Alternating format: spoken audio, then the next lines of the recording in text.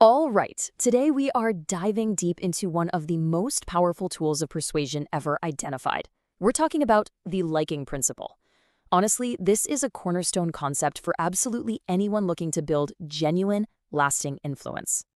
So here's our game plan. First, we're going to nail down the core concept. Then we'll break it down into its key components, look at exactly how to apply it, what you have to avoid, and finally, we'll see it all come to life with a fantastic real-world case study.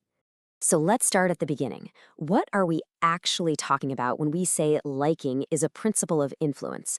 To really get its power, we got to define it first. Okay, so this principle, which was famously coined by Robert Cialdini, is so powerful because, well, it's just so human. It's like a backdoor to our decision-making process. Think about it. When we have positive feelings towards someone, our natural buying resistance, that skepticism, it just melts away.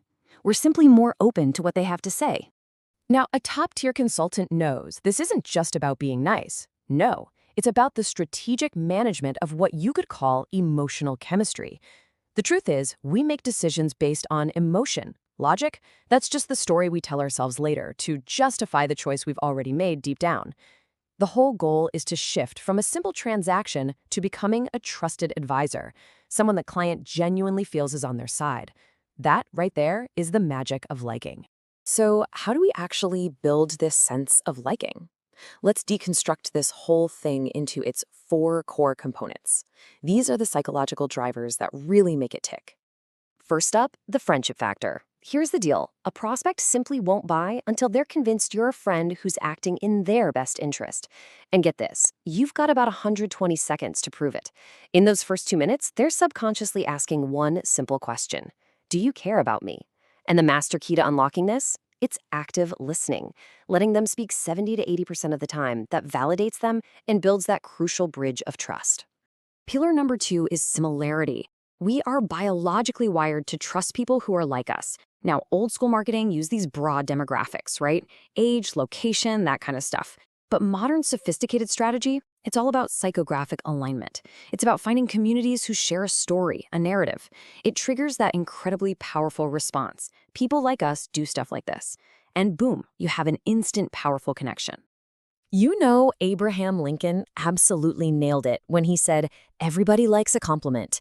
And that simple, timeless truth is the foundation of our third pillar, praise. Seriously, one of the fastest ways to get someone to like you is to genuinely raise their self-esteem. When you offer authentic praise, it actually triggers a little dopamine release in their brain. It makes them feel good about themselves, and they subconsciously connect that awesome feeling to you. And our fourth pillar is appearance, which is all about the 95% rule. I mean, think about it. Our clothes cover about 95% of our body, so they determine 95% of that critical first impression. What you wear literally speaks before you do. Professional grooming and sharp dress, that's not about being vain. It's about signaling quality. It non-verbally screams that you represent excellence, which then transfers over to whatever you're offering. Okay, so now we get the four pillars. We understand the what. Now let's get into the how. How do we take these psychological principles and actually turn them into a strategic playbook that you can use? This quote from Brian Tracy just perfectly captures it, doesn't it? People do not buy from strangers, they buy from friends. This simple but, man, profound idea is the entire foundation of the playbook we're about to walk through. Okay, check this out. This matrix breaks it all down into what we call the likability levers. For similarity, the tactic is simple stuff like mirroring body language, aligning with their worldview. The psychological outcome, safety. They feel, hey, they're one of us. For praise, you offer genuine compliments. The outcome, a boost in their feeling of self-worth. With cooperation, you focus on mutual goals. You act like a teacher, not a salesperson. That builds deep trust. And for the halo effect, we're talking elite grooming, polished presentations. The outcome is credibility, because visual excellence always implies technical excellence. These are the tools. So, how do you put this into practice? Here's a simple 4-step guide. First, audit your first minute. Are you clearly answering that subconscious question, I care about you?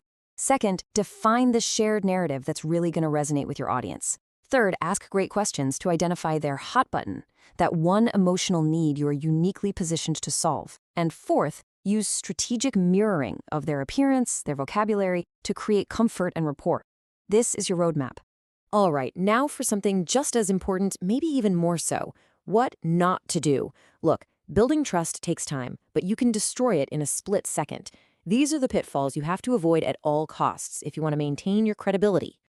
As the great Stephen Covey said, trust is the glue of life. It is everything. Without it, none of the principles we've just talked about will ever work. And the following mistakes, they dissolve that glue instantly. First, and this is the big one, fake sincerity. People have these incredibly sensitive, intuitive filters for manipulation. You just cannot fake a service mindset. If it isn't genuine, I promise you, they will feel it, and that connection is dead before it even starts. Mistake number 2, putting yourself in the spotlight. If you start launching into your company's history or your own life story before the customer feels truly heard and understood, you're basically shouting that you are the focus, not them. You've lost them right there. Third mistake, I call this the lipstick on a pig problem.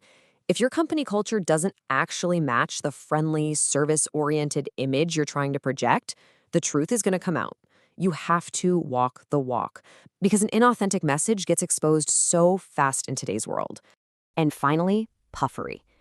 Over-exaggeration.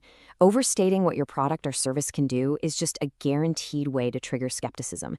It immediately sends the signal that you aren't trustworthy, and that crucial bridge of trust just completely collapses. Okay, so we've covered the theory, the how-to, and the what not to do. Now let's see this whole thing come together in the real world with a powerful case study I like to call the Taj Mahal experience. So picture this. A marketing consultant, totally wiped out after a long flight to India, finally checks into their hotel room. They're tired, they're jet-lagged, they just want to crash. And there, sitting on the desk, is something totally unexpected. A small, beautifully crafted chocolate replica of the Taj Mahal. And right on that chocolate is an edible rice paper sticker with the consultant's own company logo on it. It's a simple gesture, but wow, is it powerful. So let's break this down. What's the strategy here? This is what we call high-touch personalization. It's a small, thoughtful gesture, sure, but its purpose is profound, to make that one guest feel uniquely seen, understood, and special. It's a direct, absolutely brilliant application of the liking principle. So, here's the kicker. That gesture, it probably cost the hotel $2, maybe, but the result? It instantly created this deep feeling of liking and reciprocity. The consultant immediately went to social media, becoming a powerful, vocal advocate for the brand. That is the incredible return on a small, genuine investment in the liking principle. It just goes to show you, sometimes the smallest, most human gestures can have the biggest impact of all.